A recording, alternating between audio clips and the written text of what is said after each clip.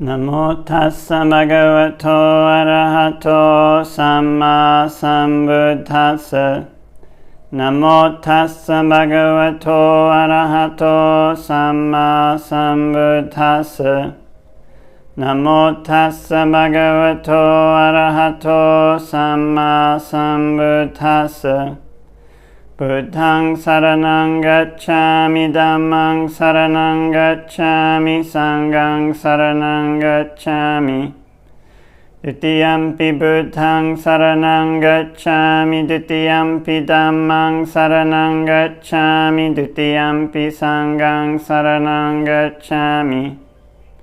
Tatiyampi Buddhaṃ saranang gacchāmi, Tatiyampi Dhammaṃ saranang gacchāmi, Tatiyampi Sanghaṃ saranang gacchāmi.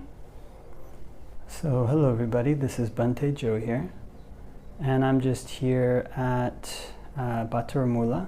There's a transit place for monks, and I'm in Colombo, and heading down to the Welawai area, potentially, and to Ampara, maybe to look at some places over there. And so, was chatting with somebody not long ago, and the conversation ended up revolving around kind of what a tipping point is for when one might fall into, say, like a more severe mental health issue. And so kind of generalized the question, which basically, how does one stop that? You know, one is kind of about to fall into, say, like a mental health issue which will stop one from functioning or really inhibit one's ability to function. And so one of the things with mental health issues in general is that they usually have a bit of a longer lead up. So there's generally a fair bit of leeway in most societies, you know, for behaviors that are acceptable or at least tolerated.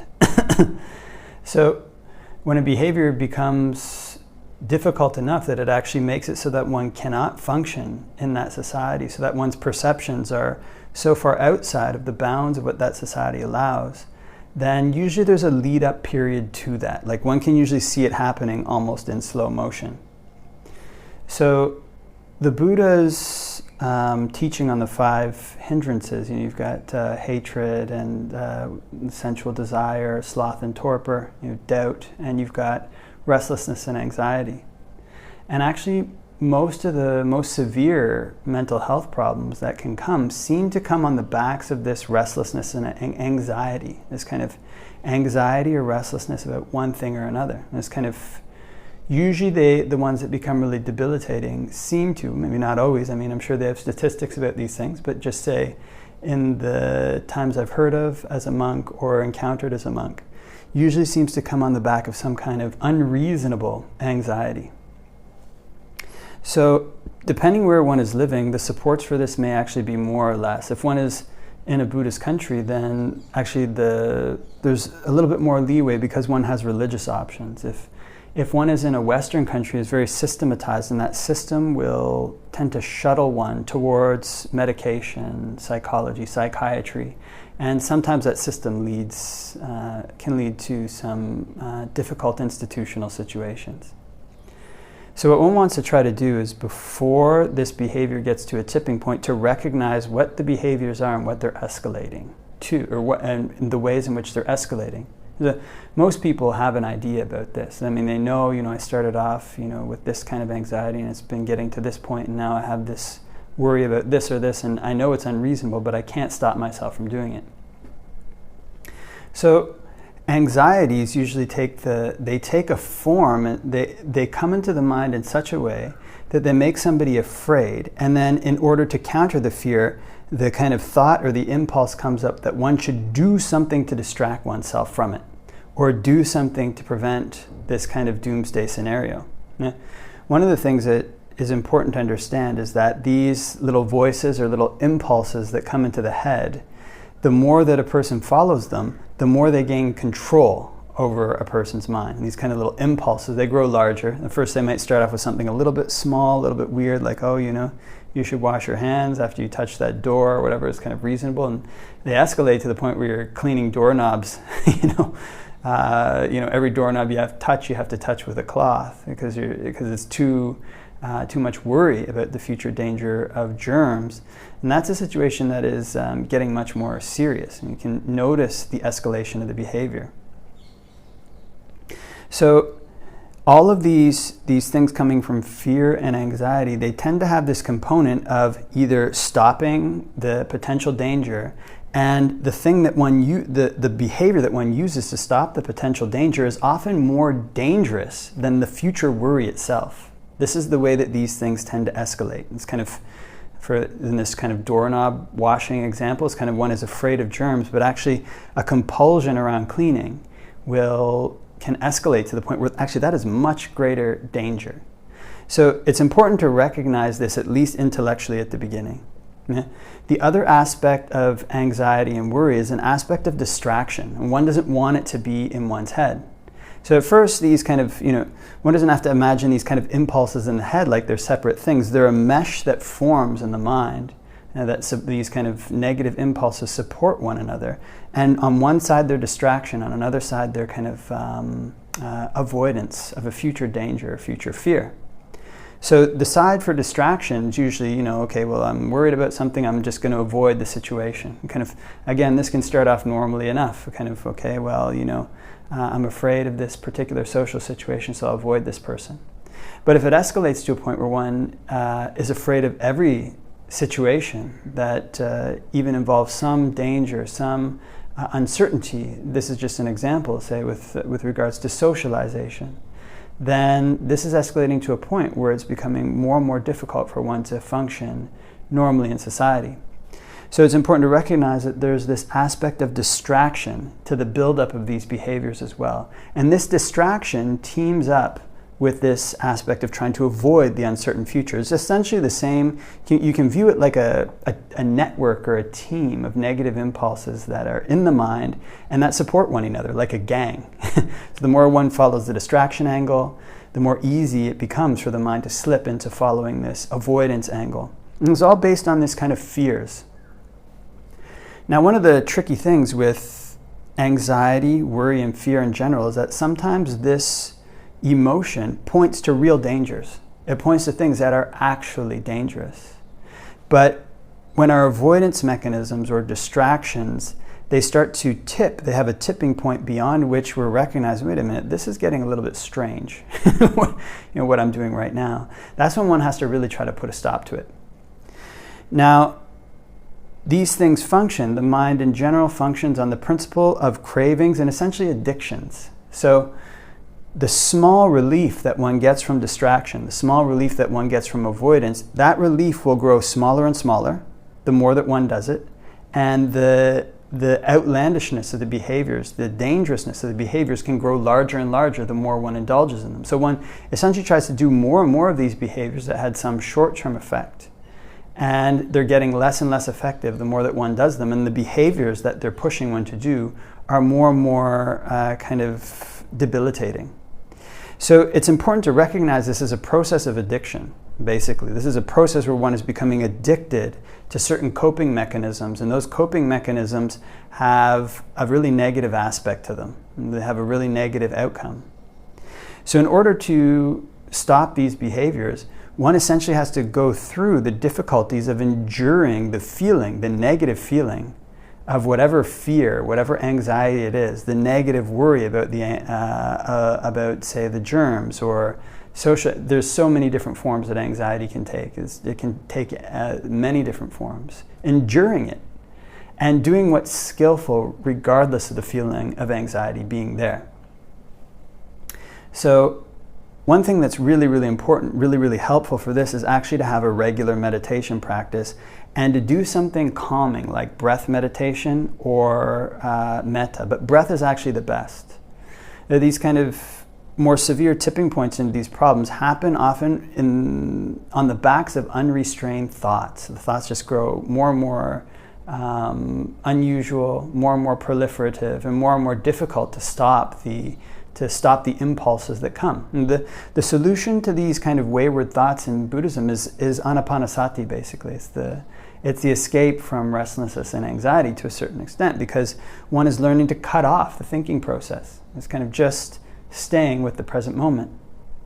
So depending on how much one has relied on one's thinking process to solve problems through the course of one's life, this can be difficult at first, because all these worries, fears, or whatever will come up that when one sits down to meditate, these things are going to get worse. Actually, there's a really funny thing that tends to happen is these fears, worries, whatever it might be about what's going to happen when one meditates, they build up and build up and build up. And one sits down and actually meditates, they go. They're just gone. It's a lie. So having this practice where one is staying with the breath, learning to stay with the object in the present moment, helps to train the mind so that it doesn't rush out. It doesn't just follow whatever impulse it has. It's essentially a counter to this. And then when these impulses do come, they come much slower. It's like somebody throwing an underhand softball. One has much more time to hit it with a bat. If it's a hard ball being pitched by a professional baseball player, those things, they go by in a blink of an eye and one almost can't see it. So the contact is like this. The contact comes like this. One has much more time to make a decision. Wait a minute, this behavior is not good. I'm going to put a halt to it. The other thing that's really important is that on the backs of these more severe tipping points in terms of mental health is often a person withdraws from interacting with people, withdraws from interacting with family, withdraws from interacting with friends, and stays alone. Now, this is obviously going to be something that is conducive to these thoughts proliferating and spinning again and again and again. Actually, as monks, the Buddha doesn't recommend that monks go and stay alone. He says, basically completely alone, more or less, if they don't have samadhi, because the mind can proliferate and one can end up going mad. And also, even if one is staying alone, then one should go and connect with a community every 2 weeks for patimokkha, at least to have a connection to the Sangha. Because humans are social animals, and some of the little voices, some of the little things that come into our head, they're actually, you might call little memes, little mini personalities that have been injected into our heads, ways of thinking, ways of perceiving the world that have been injected through our interactions with other people, unknowingly. Our interactions with other people often form the basis or have an immense influence on the perceptions that we cultivate in our mind, on the barriers behind what we think is normal and not normal, and they happen very, very fast. So one of the best things that one can do if one notices one's mind developing in this way that's unusual is to hang around with people who are stable. Hang around with people who have good, solid mental strength, and also are kind and compassionate, friends or something like this, or family, and to do wholesome things with them. Now, one of the really tricky things about these severe escalating mental states as well is that when one is hanging around other people, these kind of impulses come into a person's head and they want one to talk about whatever one thinks, whatever this anxiety is. They want one to talk about that. And kind of the impulse comes up, well, I've got to tell them about this kind of anxiety that's that I'm really worried about. Now, of course, this is going to push people further away from one. That's one thing. The second thing that it will do is whatever one speaks to other people about, wherever one talks to other people, that amplifies the perceptions in one's head. It amplifies the way that one perceives the world. I think they've done research on this, that when people's emotions want to get ramped up, they get into a crowd, or if there's a crowd or more people, then the emotions can multiply. These kind of thought patterns can multiply in a way that's not necessarily rational. You can kind of use this to the advantage by when one is interacting with people, speaking about them with things that are very positive, the good things that are going on in one's life, the things that are excellent in one's life, the good potentials that are there that one is hoping to explore, bit by bit, maybe not 20 years down the line, maybe tomorrow. What's the good thing that one's going to do tomorrow to bring improvement? So if one talks about these things with other people, obviously one is going to become a more pleasant person to be around. If one starts hanging around other people who are more mentally stable, this is a huge support for pulling oneself back from whatever kind of behaviors are becoming more and more difficult. Another thing, which is maybe one of the most important that can come up in these situations, is that people sometimes have fears about the thought in and of itself coming into one's head. So, for example, if one is getting really worried about cleaning or germs or something like this, just the thought coming into the head, germs, can make one even more afraid. And then one gets freaked out that the thought is actually there at all. And of course, this fear that the thought is there at all gives strength to those kinds of thoughts. They're a type of anxiety, and anxiety feeds them more.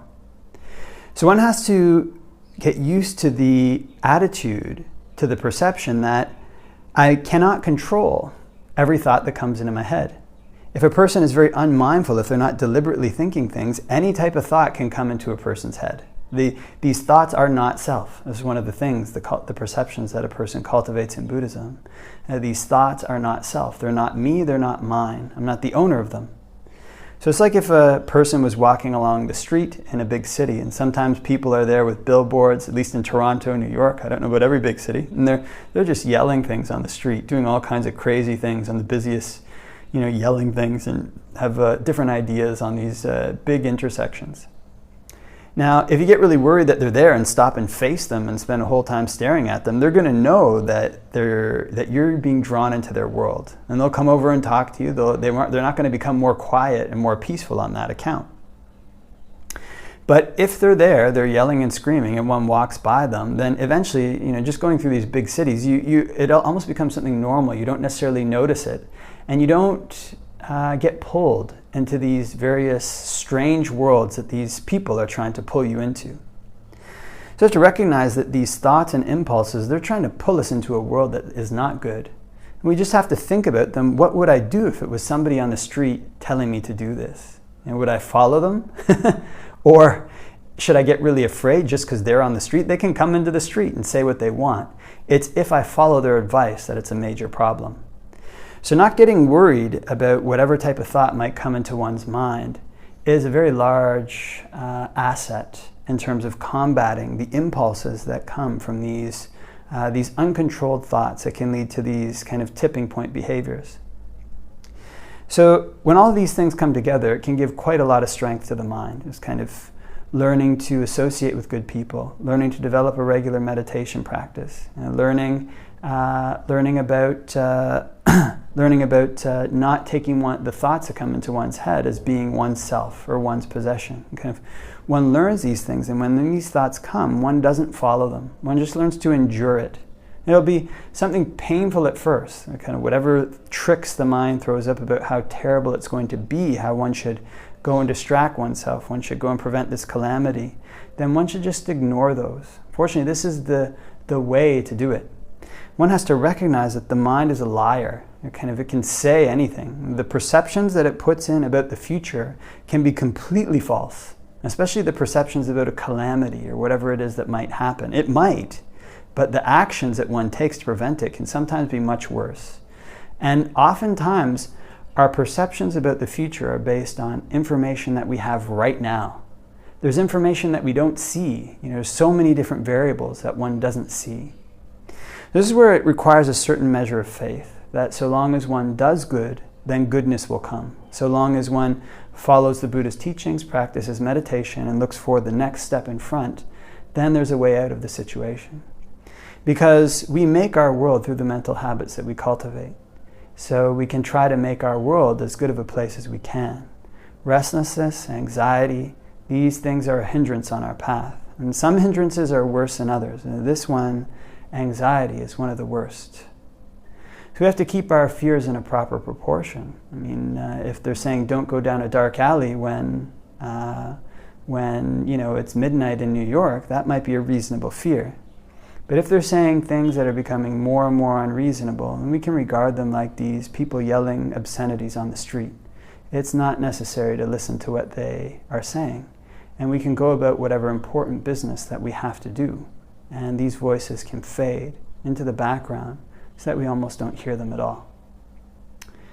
Okay, so leave that for reflection, and wishing everybody all the blessings of Dhamma practice.